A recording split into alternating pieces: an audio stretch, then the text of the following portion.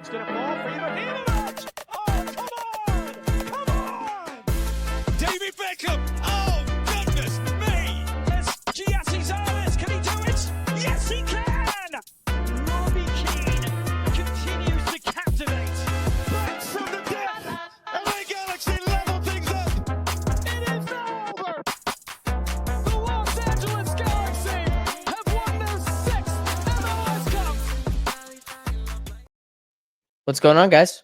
Welcome back to Clash of Cosmos. I'm Dylan alongside Mila. No Dari today, but we are joined again by Andrew. Andrew, welcome back.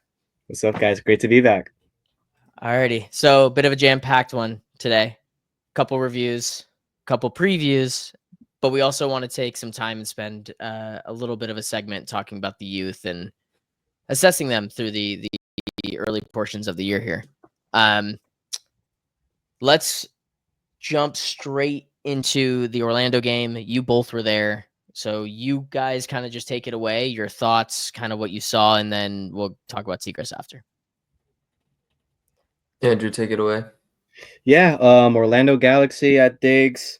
It was an interesting one for sure. I think I'll put it that way. The Galaxy really looked like on top for a lot of that game for at least 60, 65 minutes. But at the end of the day, it was I titled my article "Snatching a Defeat from the Jaws of Victory." Is really what it felt like. It felt like the first 3 points of the win were there. The Galaxy were playing, some winning football, but they just can't seem to help but shoot themselves in the foot. A really suspect call on that penalty. I could talk a lot about that referee, Mr. Freeman. Seems very anti-Yamane, specifically anti-Galaxy. Second time he gives away, he calls a ghost penalty on Yamane. Did so last year at BMO against LAFC. That was a tragic one. But so that obviously is going to change the game. And then obviously when your keeper drops the ball into the back of his own net is going to change the game. So really, really tough to see from like an emotional standpoint for the team. I mean, they really fought it out. I felt like they did well for a lot of it, but it's just really hard to pick your head up from that sort of thing. But when we're talking emotions, I want to give a shout out to Christian Ramirez. Scored his 4th goal in 4 consecutive games in that game. And I got to talk to him after the match in the presser. He mentioned how he didn't really have an easy start to life with the Galaxy. He talked about how after the last game at home in the league against St. Louis, that 3-0 loss, he got subbed out in like the 59th minute and he got booed by a lot of the Galaxy supporters. And for someone who, the Galaxy is your boyhood club, that must be really, really tough to feel. You feel like you're one of the fans, so to feel them go against you, boo you like that for not scoring in your first couple of games, it just must suck to feel. And he talked about that. It was very difficult for him. But right after that game, he starts his goal scoring streak. He started it against Herediano in that next game, and he went on to score 4 more in the next 4 games. So, really, really good for him to turn those boos into cheers. Now, when he gets subbed off, he gets clapped. People recognize that we have a proper goal scorer in him. So really awesome of him to, turn it around like that. And I think really impressive to score in that game against Orlando. After the match, he talked about how his dad was in Colombia because his grandfather was unfortunately passing away in the middle of that game. But he talked about how he knew that they were both watching. And so it was really great to score in that moment. But just a ton of things emotionally, getting booed by your fans, losing a loved one. It hasn't necessarily been an easy time for Christian Ramirez, but he's still the Galaxy's top scorer. So you have to commend him. Just nothing but respect and, admiration for someone like that. So some positives to talk about there, but in the end, it's 0 points. We're still, at the bottom of the table pretty much, but some positives to take away from that. We did build a little bit in the next game against Tigres, but as for that game against Orlando, definitely a mixed bag. Just sucks to see those 3 points go down the drain. Yeah, I agree with everything you said. I think the best way to summarize that game was just frustrating. We had it, like you said, it was right there in the palm of our hands, and it slipped, and in the worst ways too. And I know you talked about the penalty that they gave to them. It was super frustrating because we had 2 possible penalty shouts before that. I don't know if both of them were penalties, but when you're there and you see your team not get those penalty calls, and then right after one of them, the other team does get one that's a little shaky also, that's where the frustration comes in. And then, of course, was it the goalkeeper error? Yeah, that's story of the season. It's the same old stuff, but we showed positives, but I feel like we've been saying that all season. So I don't want to go too much into it.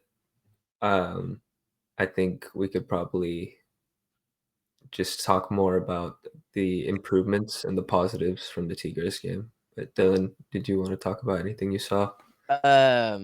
No, it's just a gut punch. I mean, there's been a lot of matches we still haven't won, so that's tough. And I think that carried over into the Tigres game. I'm gonna give Vanny credit here because I thought immediately when I heard about the error and I saw the error that it was gonna be goalkeeper controversies.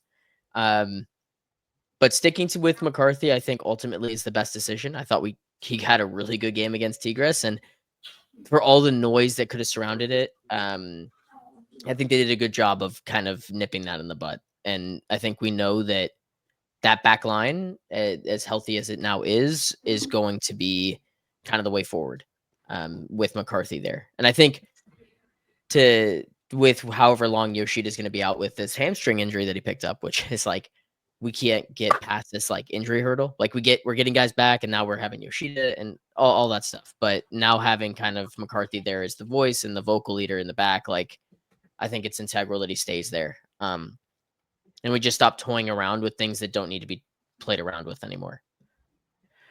I get the Tigres game with kind of a mixed bag again. We didn't score, they didn't score, so we're not down on away goals. So anything that we do scoring wise in Tigres is a plus, right? We can go through on a 1-1 draw. I don't really know what to think about the game. It felt like all the other games kind of weren't really attacking. Paintsel got his first start. He got some more minutes under his legs. I didn't understand that tactical adjustment. He was going straight up the middle for most of the game. And again, it felt like we were very one-sided, and that kind of rubbed me the wrong way because it's like the whole point of getting Paintsel back isn't to throw him through the middle. And even if that's kind of their weak spot, I would rather just keep playing Paintsel down the left and then just force them to make that decision and put more men to that side. I don't know. What did you guys think? You, Andrew? Yeah, interesting one. I mean, to me, it felt boring. It wasn't a very fun watch, Both teams really sound defensively, I guess is a nice way of putting it, but attacking wise, definitely not a whole lot to take away from it. Like you mentioned, Dylan, Vanny experimenting a little bit, kind of overloading that right hand side with Peck and Paintsel. I'm not sure how effective that was. It felt like it took Ramirez out of the game a little bit, where Paintsel was sort of in those spots where Ramirez kind of contributes to the attack, helps build out. So I didn't necessarily like that, especially with the form that Ramirez is in. So interesting, but I guess I get it, kind of double up your threats, but I'm not sure how effective it was. I kind of agree with you. It would have been nice to see them stretch the pitch. After his first minutes against Orlando, where you saw them actually have Paintsel on the left, Peck on the right, and kind of stretch the pitch a little bit. It felt like what Paintsel needed is more minutes, more reps in that position, and I don't think he necessarily got the chance to do that, especially only playing 45 minutes. So interesting call there, but I mean, maybe that's a game where you can kind of experiment with a two-legged game where you sort of have the advantage, where if you don't score, it's not the biggest deal. So again, an interesting call. The whole Maya Yoshida getting injured pretty early on was definitely a shock to us.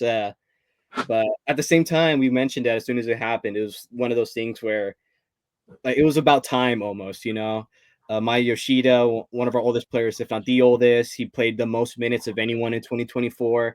He's been, it looked like invincible. So in a way, it just makes sense. He showed a little bit of his humanity, showed his experience as well. He made that decision to come off on his own, didn't want to make the injury any worse. So nice to see that. And really nice to see Garces get in and look like to get back into some really good form as well. To me, he seemed a little bit closer to how he looked at the beginning of the campaign, where he was just strong, making the right decisions and, you know, going balls to the wall when he made those decisions. But because it was the right one, it was confident and he was getting those stops, really helped out Yamane, who got beat a couple of times. The wings was definitely, I guess, a problem area where Tigres found a lot of their joy. So he was really good in supporting there. So good to see that. But it's just a bummer that we didn't create too much attacking wise. It felt like maybe our worst attacking performance. I think the numbers reflect that. We were outshot about, we had 5-6 shots. Tigres had 10, 16 shots. So about 10 more shots than us. So I don't think that's the biggest gulf attacking wise that we've seen. So interesting game, but I guess the big positive is that this team is learning how to suffer. We didn't make any mistakes, which is, I guess, the big thing. We didn't give away any goals, and that's going to be huge. We're not scoring that much. We're playing okay, but it's really been shooting ourselves in the foot. So it looks like we're building towards getting that out of our system. That's, I think, the best you could say about it. And like you mentioned, we have that away fixture where one goal could do the trick for us. If they can keep those mistakes out of the game, that's really all it'll take. So it's in an interesting place for us, in a pretty good place, better for us than for Tigres, but it just wasn't the most fun game. No, not fun. The Not opposite fun at of fun. all. Yeah. Yeah, you basically touched on most of my takeaways. The only thing that really frustrated me in the game, though, was I feel like Peck was taking a little too long to get rid of the ball. It's fair. He was putting himself into chances where he's getting hit harder than he needs to. He could just get rid of the ball and get out of there. Or there was one later in the game where he had Nascimento to run off onto goal, and he just takes this heavy touch. But if he got rid of it one touch earlier, then this wouldn't have been an issue. We may have had a chance to win the game, go up 1-0 with that advantage. And like you guys were saying, would have been really nice. So now we've made it hard. We have to go away and do it. But I definitely think with the positives that you both talked about, there's a possibility that we can do this. And McCarthy, like, he made the error in the game before, but he also made so much of an impact in the goalkeeping spot against Tigres. So we're just going to have to hope we get that McCarthy on the day and not the error-ridden one. Yeah, hopefully this is a sign of good form. I mean, Hopefully. Fuck, we need. Look, it's weird. This team has just been so like injury prone and like going through these stages, and then on top of that, you've had just a bunch of goalkeeping mistakes, which we really didn't have last year, or at least we had the margin for error where we just would blow teams out. And so now we're seeing like really how fine those margins are when you're down both of those things. And Andrew, did you mention this is the first time that our championship backline played this year? I didn't mention it, but yeah, that's that's the first time that our entire Crazy. backline from last season that won the cup played together, and they got 30 whole minutes. So it's tough. Like, I don't really know what to think of this team. I think if anybody was to get injured in terms of like where we're at as a team, like Yoshida getting hurt while he is our captain might not be the worst thing, because Zonka kind of brings a similar level of experience and caliber and ball playing. Like if this was like, I don't even, it's like Yamane getting injured and then you got to replace him with the Harper Miller, right? Like the experience level is so drastic that even if he's giving in good performances, you're still not getting like X factor level talent in there. And there's like some give and take there. So it's not the worst injury. It sounds like it's going to be like, okay, right? Like it's only going to be like a week or two, which is also good because Zonka has been good. And I actually kind of want to continue to see him play. And maybe Yoshida getting a break will help with that. Yeah, it's tough. It's tough sledding when you're not winning games. You know what I mean? Definitely.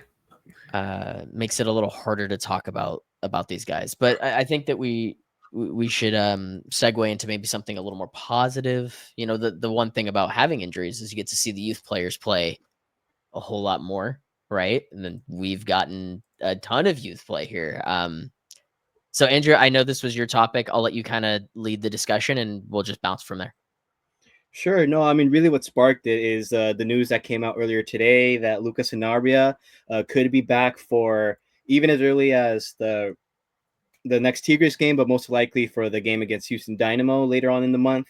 That's a big surprise. Someone who straight up broke his collarbone to be back relatively sooner than expected is great to see. And we also have who else was back? I'm sorry, I'm blanking on that. Can you guys help me out?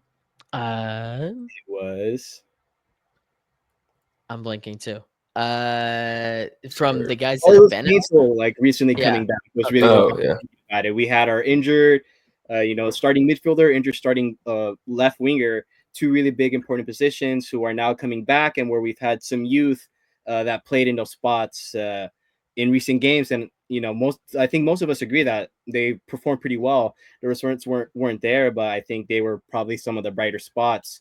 Mickey Amane also recently coming back was injured to start the season, and we had some youngsters coming in playing there as well. So Harbor Miller, Isaiah Parente, Tucker Lepley, young players who really got to show what they're about during this injury crisis, who now their time in the sun might be coming to an end, unfortunately. And so that's really what I want to talk about.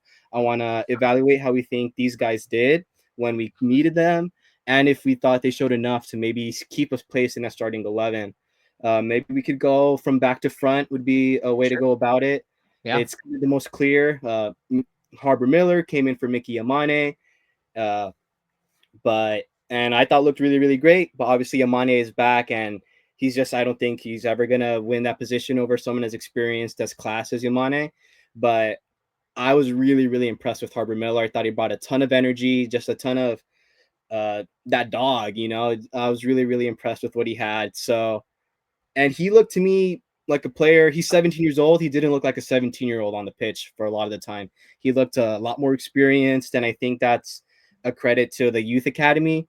Vanny's, in the past couple of years had a really, really big part of that. So he's really been able to build up the youth to sort of grow into the play style. It's very La Masia-esque, players from the academy. You could just drop them into the starting 11 and they know what to do. It felt like the case with Harbor Miller. Just really, really impressed with his tenacity, his physicality, especially for such a young man as well. He seemed pretty comfortable, and I don't know. I was a really big fan of his. Got a chance to ask him a question or two in pressers. A young man, I think, beyond his years. So really, really impressed with what he brought.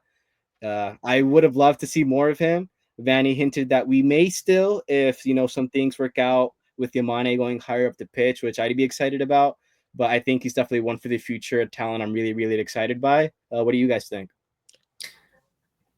I think he's been really good, but like you're saying, it's not very likely that he'll win it over Yamane. And I do think if it was just another fullback with experience, then we could have a conversation. If it was just the defensive attributes or the energy that we needed. But Yamane brings so much to the team, so I think that's where this comes into play. So like you were saying, if he moves up the pitch, and we might need him to because we need his creativity, I'm totally happy with Harbor Miller getting some minutes. Yeah, he's a stud. I mean, the kid's got talent, that's for sure. I think that the argument of is it too soon might be in play. I think that you saw the rawness in his game where there was like a mistake here or there, but he did well. And for someone to fill the shoes of Mickey Amane for a good portion of this early going, like that says a lot about where the kid's talent level is. But I mean, I brought him up before the pod. Like Cuevas is our right back too. This might be the most stacked position that we have. Like Cuevas, people don't remember like the end of last year. He was putting in some insane like right wing back shifts, and I think that if we are gonna go towards this like kind of Mickey Yamane thing in the middle, if Cuevas is healthy, I think that's his spot. He's supposed to be back mid-May, Mid-May, so so that's a lot of time for him to that cement is. himself. Miller's. I mean, I'm assuming he'll have chances. I'm assuming we don't try to run Yamane into the ground, but he very well might. So Mm. I I I want to say that there's going to be some minutes here or there, but it'll be if we start winning games and we're up by 2 goals. You know what I mean? Like Yeah, if I we're in don't close think he games, should it's be not. stripped of all minutes, but I definitely don't think it'll be like a plethora of minutes either. Like he's gonna get a couple here and there, but that'll be good for his development. He's young. Yep, agreed. Alrighty, who do we want to touch on next? Is it Parente? I think so. Yeah, let's move up the pitch. Okie dokie. Yeah, so Prenta. we really started to see a lot of Isaiah, obviously when Lucas Sanabria broke his collarbone. So we were really looking for someone to fill in that midfield spot. And, we experimented a lot. I'm pretty sure Diego Fagundes played a couple of minutes there, but we also saw Ruben Ramos Jr. in that position alongside Cerrillo. And it felt like that was some of our worst stretches of games right after that injury, where I don't know. It's just nothing really combining too well with Edwin Cerrillo. And to be fair, Lucas Sanabria didn't look all that great. Didn't really inspire too much hope in those like two performances that he had. But again, there were some of our worst ones, and it was just we felt disjointed. That's what happens when you don't really have a midfield, right? There's no one to really transition that midfield into attack. But I think Isaiah Parente, when he got called up, when he got his turn, he really, really showed up. He delivered. He's a little bit older than Harbor Miller at 24, but also an academy product, someone who knows the team, who's been with us for a while. Got a couple of performances here and there last year as well. And he showed that experience. He's an older player, a little bit more experienced than it looks like it on the pitch. But just like Harbor Miller, tons of energy, tons of dynamism, really, really just driving things forward, fighting to win back balls, just showing a lot of tenacity. As soon as he loses the ball, he's immediately back on it, and a lot of the time winning it again. And I think combining really, really well with Cerrillo, with even Fagundes connecting that midfield and attack. So I really, really liked what he's brought to the side. Just a good tempo and yeah, some dynamism, some attack. It felt like we've had our best attacking performances with him on the field. And with Lucas Sanabria potentially coming back, it almost worries me because it feels like he's going to come back and get that starting spot, which, I mean, he should definitely get minutes. We need to integrate him into the team, get him into the fold. But it felt like what we saw at the beginning of the season was he was a starter. If he comes in, it's most likely than not going to be for Parente. And I'm not sure if that's going to be for better or for worse. Again, someone who's really just helped us look really good, coming in for someone who's been a little bit shaky, who's been injured for a long time. I'm not sure how that transition is going to go. I'd love to see, Sanabria, Cerrillo, and Parente. Maybe we'll see that, but it's interesting. We're not really sure what Vandy's going to do there. It just feels like the natural thing is for Parente to drop, Sanabria to come in, which I'm personally not for. I really, really like Isaiah Parente. I think he's deserving, really, really deserving of his place in the starting 11 right now. So I want to keep seeing him. I want to keep seeing this team with him in the engine room. I feel like he brings a lot. Yeah. Mila, your thoughts on Prenta?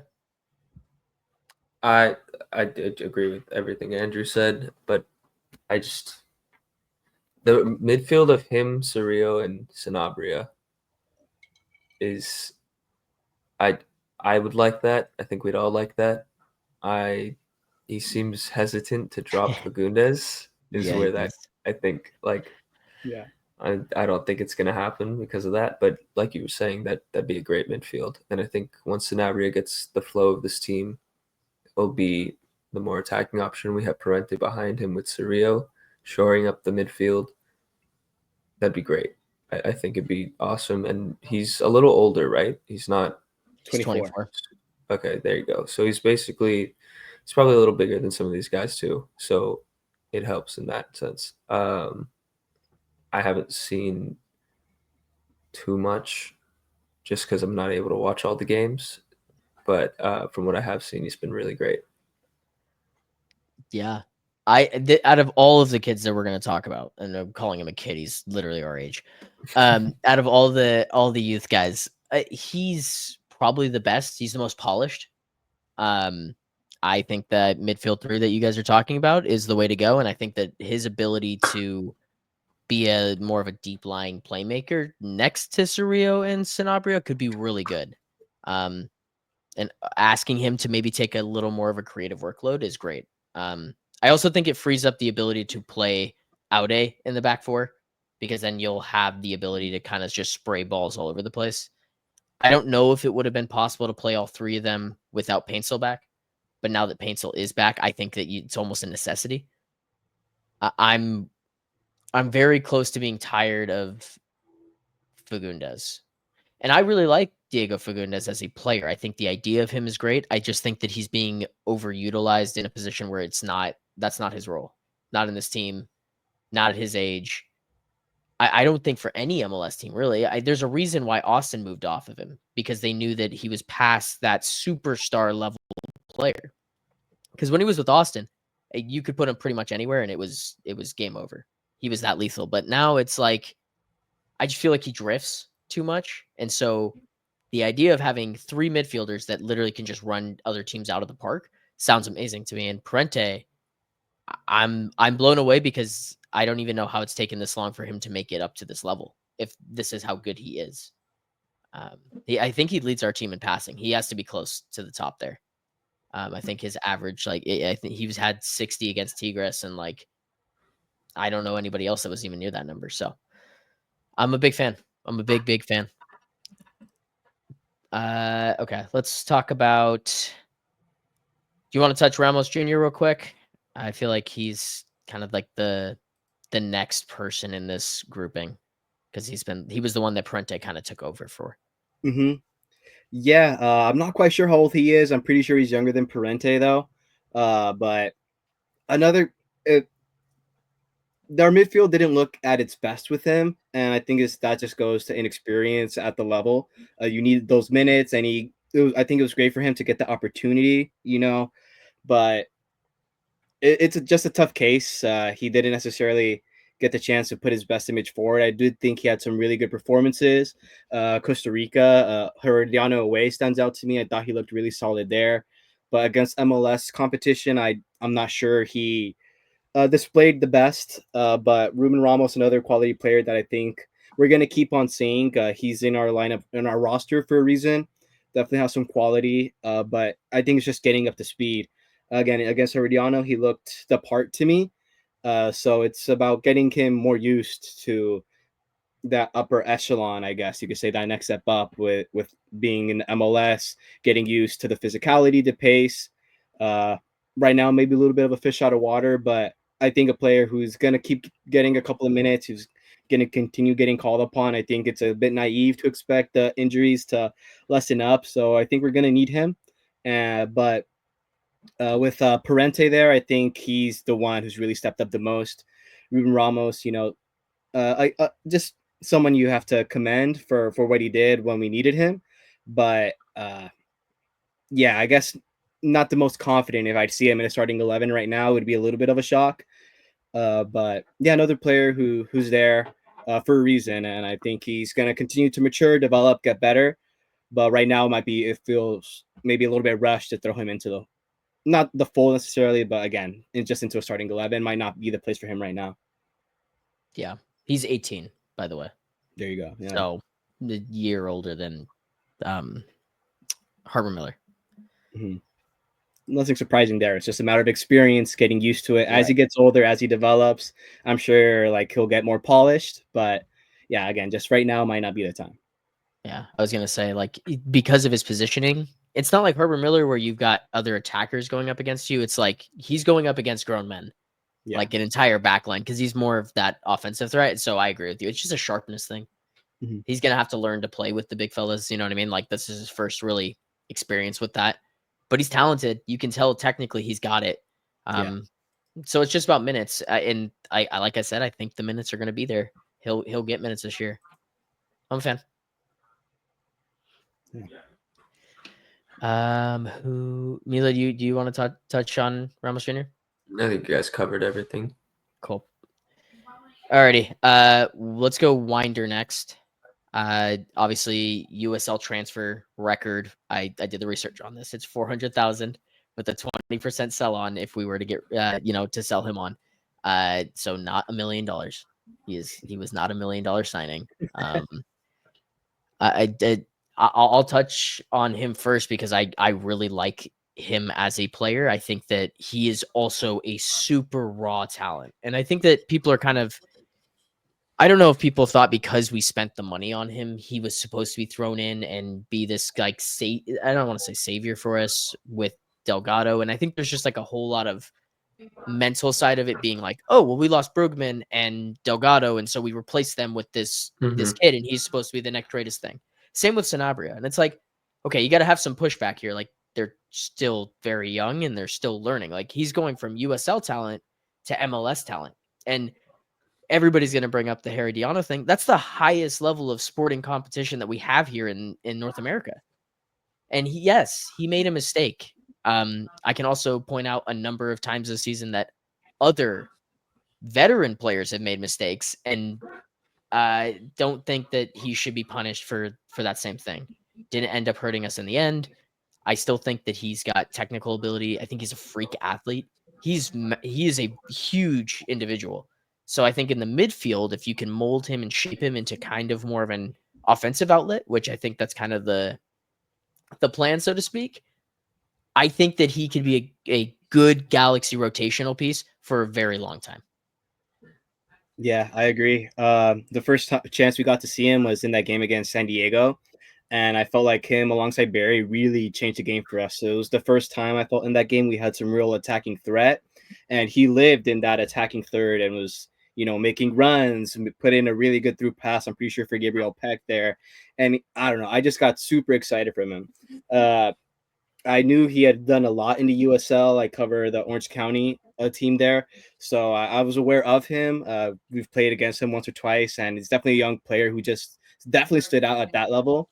And to see him do that in the MLS, I thought was really, really impressive as well. Again, for his age, for his first time moving away from Louisville, first time moving living away from his family. We got to talk about that after that game. It's just a lot to be impressed by with him. His performances after that, maybe I understand why the fan base isn't necessarily as high on him right now, but I definitely think there's a stud there. Like you mentioned, really, really physically adept, I guess, for the level. He's, I think, a little bit more suited than someone like Ramos or even Isaiah Parente physically. Like he's got those tools, he's got the pace, he's got the energy.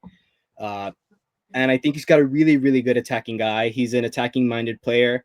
I see him as like a cam type player, just someone operating in that final third. Maybe not necessarily beyond the defensive third, like of our own team. I don't see him dropping back too much, but in that midfield area, he's gonna fight. And I'm high on him. I think he's gonna get some more chances to show what he's about. But it's about, I guess, just repetition at this level, getting used to it. I think next season is probably going to be his breakout year, if we could say that. Once he's had a year, with the system, learning how to play more under Vanny. But again, those minutes against San Diego really, really excited me. I think there's a really great player there. Just a really great, humble kid who made his career from just working hard, keeping his head down. And, you don't go from youth academy player at USL club to USL Youth Player of the Year just, by coasting or by being okay. He's someone who, puts in the extra effort. And I think that's going to pay off at this level as well. It's just a matter of time for him. Again, next year, I think definitely keep your eye out for Elijah Winder. But this year, see it as like his almost an audition, just getting used to everything. He's learning his lines, you could say. It's rehearsal season for him. But I think there's a really great player there. I'm really high on him. Yeah. Mila, any last thoughts on Winder? No, you guys killed that one. I just think with a lot of these guys, we're going to have to just, like you were saying, next year, let them get their feet under them this year. A couple minutes here, a couple minutes there. No, I don't think many of these guys are going to break into the 11 other than Parente at the moment. Great. Alrighty. The last player. My favorite one, actually. He might be my favorite one. I mean, it's nice to have an LA kid, you know what I mean, UCLA product, and he didn't really play a lot last year, and during preseason he was insane. And it was like, where are the minutes going to be? Where are the minutes going to be for the stud? And it's like, oh, we finally got to see him, and I think for a couple games now I've wanted him to play over Fagundes, and I'm still kind of there. But Andrew, what are your thoughts? Yeah, I agree with you. I think my favorite of the bunch right now. I feel like I've said this about everybody, but again, just really incredible energy, work ethic on the pitch. It feels like they're earning their minutes every time they're out there. A player who's been in our system for a while, but he's been doing the work quietly.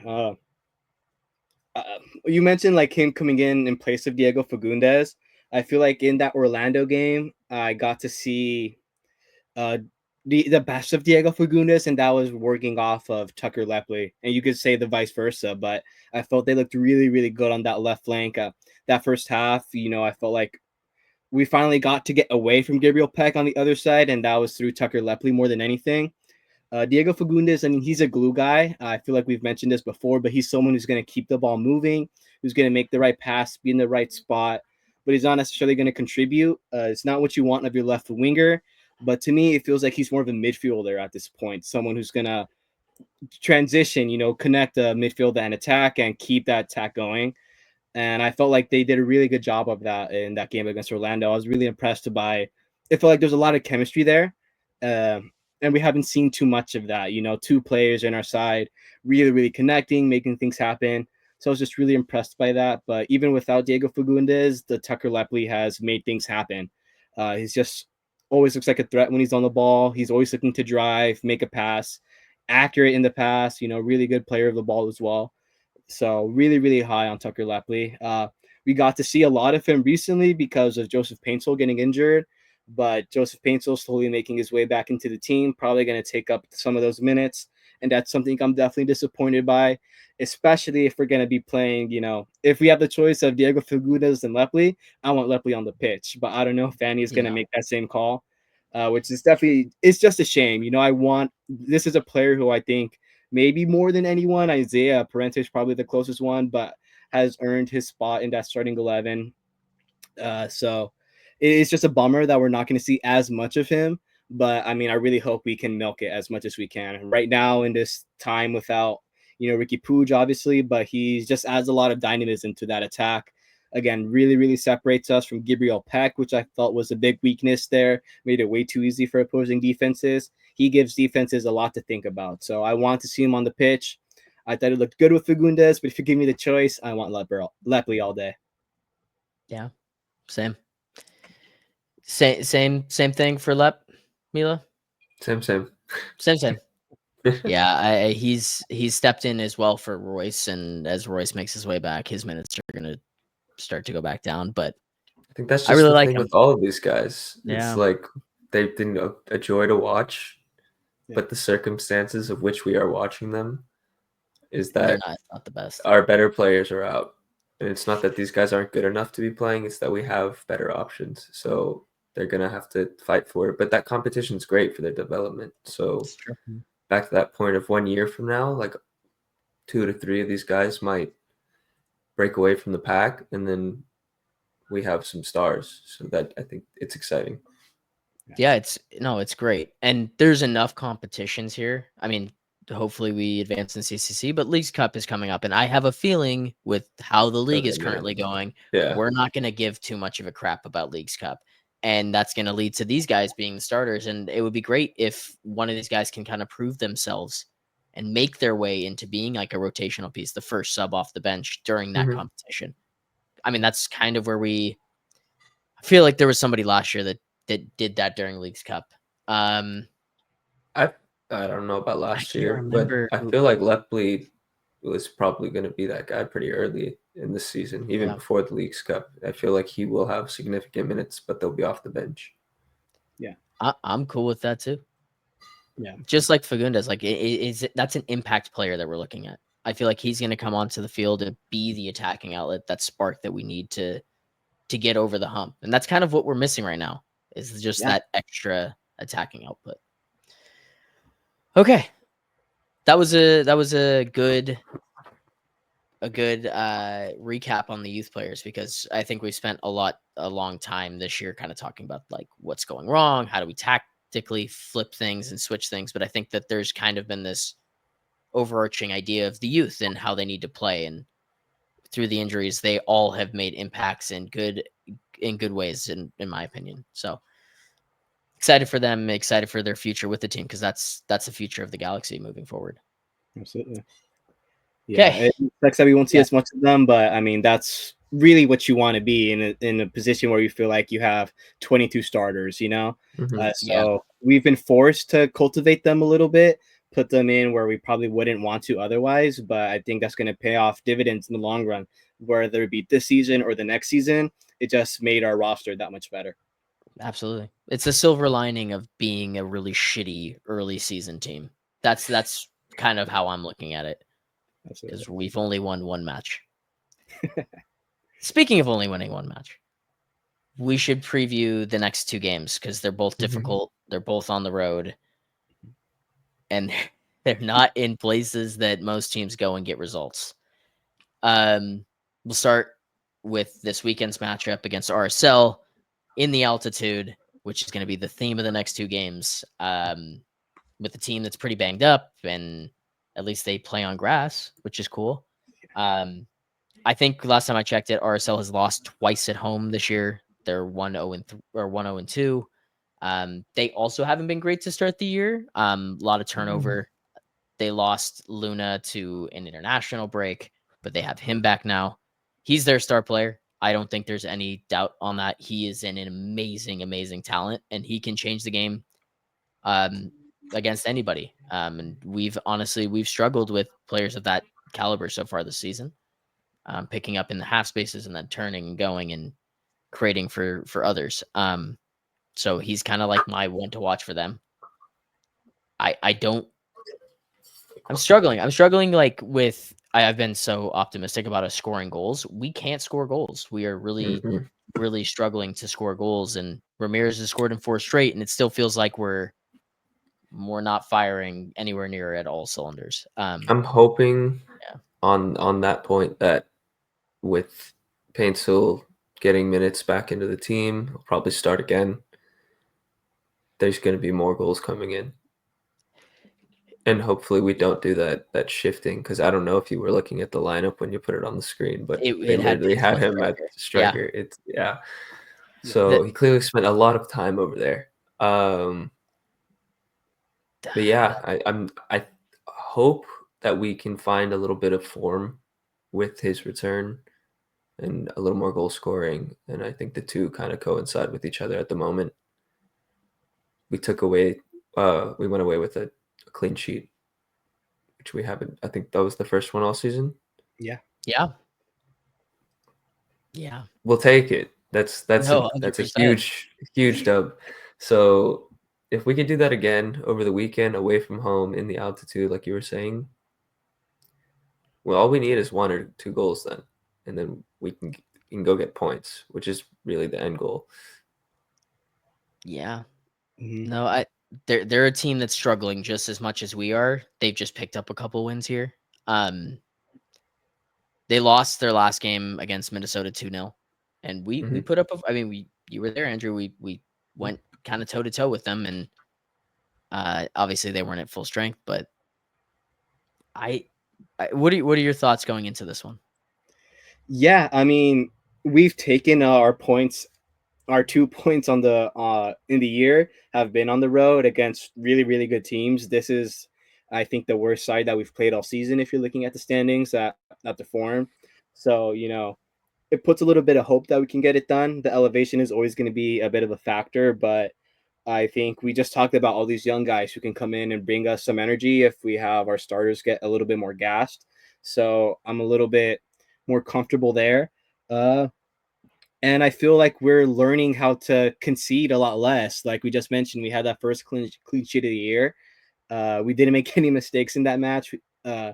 So I feel like the right signs are there. We're building in the right direction. Yep. And again, we've shown that we can get some points on the road, even as we've been struggling. So this feels like another game where we can go ahead and do that. We did it against Minnesota. We did it in Vancouver. Those are 2 of our conference's best teams right now. We're playing with this time we have someone who's been struggling, like you mentioned, a little bit more. So it feels like there's just even that much more of a chance for us to get it done. If we can get it, if we can go steal a point at the best, why can't we go steal a point against someone who's struggling a little bit? As we're, starting to cut out these mistakes, as we're starting to maybe, knock on wood, feel a little bit more comfortable in our goalkeeping situation.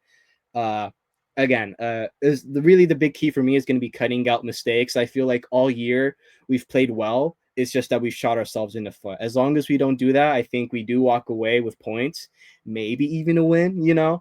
I wouldn't put it past us. So I'm, cautiously optimistic. There's that big asterisk, no mistakes, but we have Garces, who I feel, he got put in timeout for a couple of games. I think he's going to be a lot more responsible, and that's just going to make us the better. Zonka in that defensive position, really, really incredible on the ball.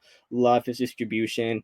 So I feel like we do have some tools. And again, Joseph Paintsel back, I think is only going to help us. I would be cautious expecting too much of it. I do feel like, again, he is still in his preseason right now, but in that game away at Tigres, even further than that, the next game in the league in Houston, I feel like by that point he's going to have more of his legs under him. So we're going to be seeing more of that Joseph Paintsel that we're used to. So it'll be good to see Paintsel refining. But I think, Peck, Christian Ramirez, we're going to, rely pretty heavily on them to get the goals. And, again, I just hope we see more of Tucker Lepley, more of Parente, more of them doing their thing. I feel like we have the tools. Again, I do think we have a point. I think we can walk away with one at least. I'd be surprised if we didn't. But you never know. The big key is really, again, just those mistakes. Cut them out, and I think we walk away with something there. Yeah. I want to see us go and fucking win the game, if I'm being completely No, honest of with you. course. I'm but so I tired think of we this. all do, but No. But I mean, like, out of all the games so far where I've been like, I'm pretty sick and tired of not winning, this is kind of my breaking point. I'm kind of at a point where I'm like, just go win the fucking game. Like, I don't even want to get a point.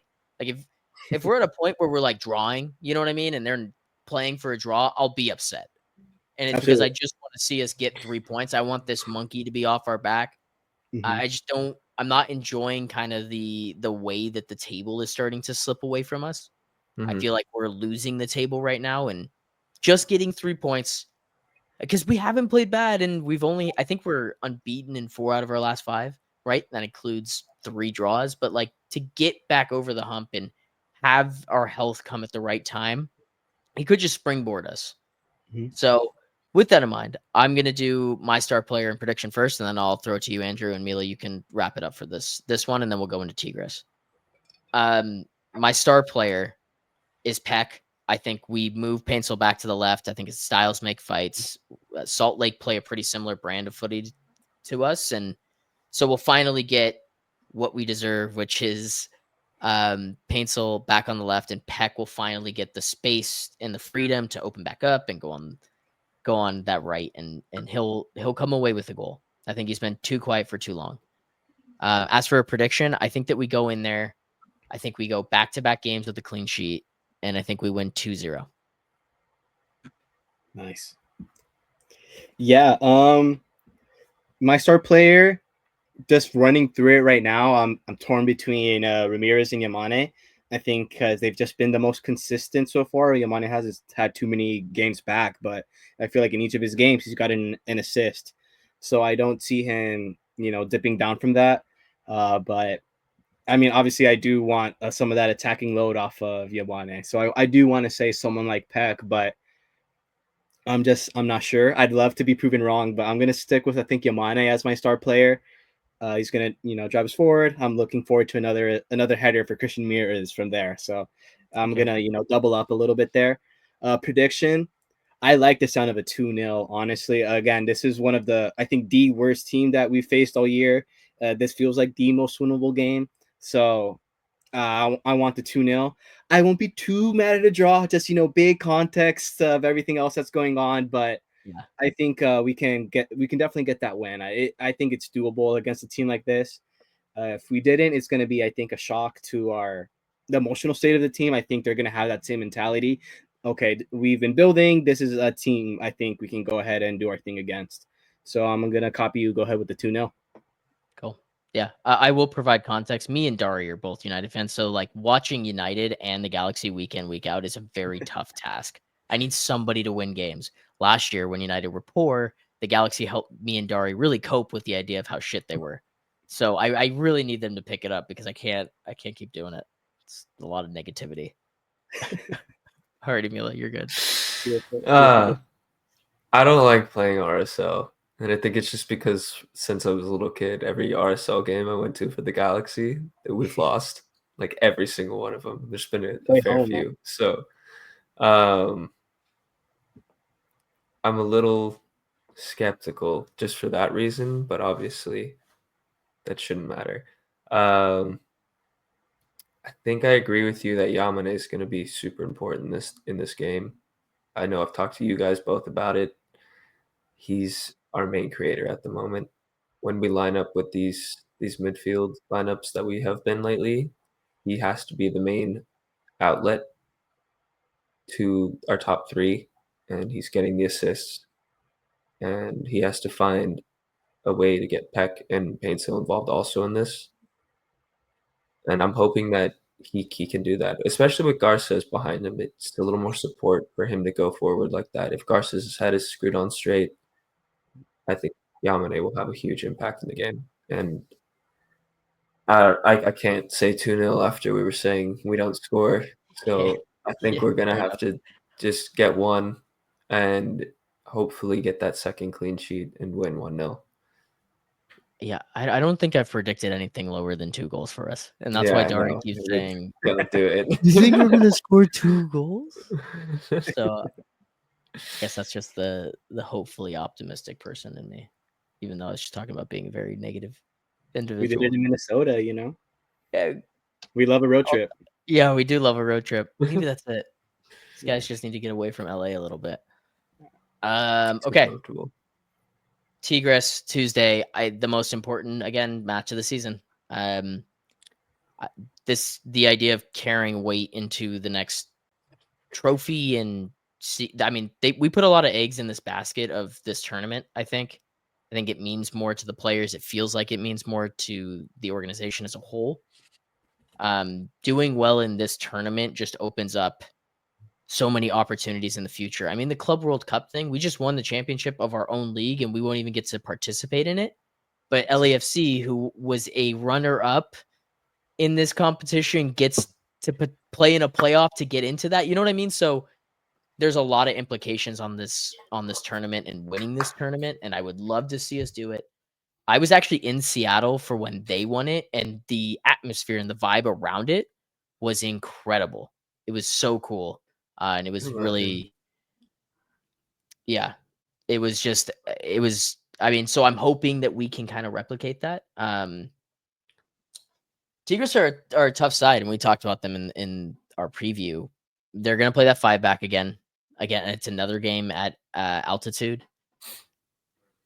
They should be adjusted.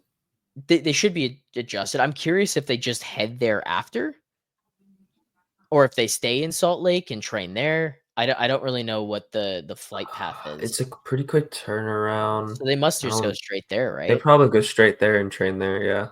I think it's a long flight too. I think I was trying to look it up and I wasn't after the Salt Lake game. Get on a fucking red eye and go. Yeah. So I don't know what to think about this game. I think that we're gonna play for that 1-1 draw. Go to penalties? No, you just win in full time with the 1-1 draw because we have the away goal. Oh, I'm sorry. I didn't realize away goals were still a thing. The away goals matter. All right, hold up. Got to get Andrew back in here. There we go. Cool. So yeah, no, we were just saying that we were talking about the flight path and where the team's probably just going to head straight there and what the issues are going to lie with that. We already talked about them in the preview. I think that we're going to play for the 1-1 because of the goal thing, and we set ourselves up to do that. So why not play for it? I hope the hell not. I hope we don't play for a 1-1. No, I'm sorry. We should play for a 1-0, and then if we're like holding on for dear life, at the very end of the game, and they happen to score, okay, cool. Yeah. I don't know what Tigres have done in the early portion of this year. I know they're at 4th, which means that they're a good side, and that league is very good. So them being at home definitely scares the shit out of me. Yeah. I do think, the players got a little bit of a taste of a big Concacaf atmosphere in Costa Rica. From what I heard in the pressers, the players felt that way, that the big thing was just feeling how difficult it is, to play just with a whole stadium rooting against you. It's probably going to be magnified. Obviously, the Tigres Stadium is a lot bigger than the one in Costa Rica. So that'll be interesting for them. But I think they're going to know what to expect at this point. And yeah, like you mentioned, we set it up for just 1 goal to make the difference. When it feels like that's about as many as we can score at any given time, that's definitely a good thing. And so I agree with that. I think a 1-0 is going to be the way to go. This team Tigres hasn't really threatened me too much. It felt like we maybe had their number. We knew we had solutions for all of their questions, and I think we're going to keep that going. They might have a little bit more wind in their sails playing at home in front of their fans. But again, I think a big point that I've made in this episode is that this team has learned how to struggle in previous games. They've learned how to suffer and how to not concede. And so that'll be huge. If we're doing predictions, I'm going to agree with that 1-0. Star player, I think, this might be Joseph Painsel's best game, I think, as he gets more minutes, more reps in. So I think he's going to, stand up and rise to the occasion. Might even get his full 90. Not too sure about that for sure, but I think it'll be at least 60 minutes, So I think Joseph Paintsel would be more star player, and I think we get that 1-0, make it happen. Yeah, I kind of stole it straight out of what I wanted to say. I'll go different. I agree. The prediction is 1-0. I think we get 1 goal and we park the bus. As much as I've said that I don't want to see him playing, I'm going to go with my star player in this game being Fagundes. Somebody who, for whatever reason, has a feistiness and a chip on his shoulder. And out of all the games that we're going to need people to kind of play with the chip on their shoulder and kind of be like the buck stops here type of player, it's Fagundes. He's proven in preseason that that's what he wants to be. If he needs to be the heart for the team, we're not going to, I'm assuming we don't have Maya for that. So we're going to need someone to do it. And I think Fagundes is the guy that if someone, because the game is in Mexico and those guys, they play a certain brand and their fans get behind them. And the ref is going to get into that same mindset. I'm not looking for the ref to give us anything in this match. And I think that Fagundes matching the level of physicality with all of their players is going to be vital because I don't know who else is going to do it. It's going to be between him and Cerrillo is my guess, but probably Garces. But I'm more scared that he's going to do something wrong. A little brash. I think mine's McCarthy. Player of the match. It's gonna have to be McCarthy for me. I do agree with either the 1-0 or the 1-1. Whatever gets us through. If we do concede 1, though, I feel like we just fight to get that 1 and then sit back. Yeah, I think he's just going to be absolutely vital for this game. And that's me hoping also that he doesn't make any silly mistakes. Because honestly, outside of those mistakes, he's a really good goalkeeper. And we need him a lot for his good qualities. It's just the bad qualities have been coming out a little more often lately. And that's tainted the image a bit. But he's done a lot for us. Even this season, he's kept out a couple goals. So... Sure. I think with all this atmosphere, I think we will concede chances, and he'll be absolutely vital to keeping them out. I love that you went with McCarthy. That's my favorite one so far this year. That's by far my favorite one, especially just with like everything that's happened. He's also awesome. So, okay, that was a lot of stuff. I want to keep it under an hour. Are we good with where we're at? I think so. Here? Yeah. Cool. Alrighty. Andrew, plug all your socials, do all that stuff, and then we'll end this sucker.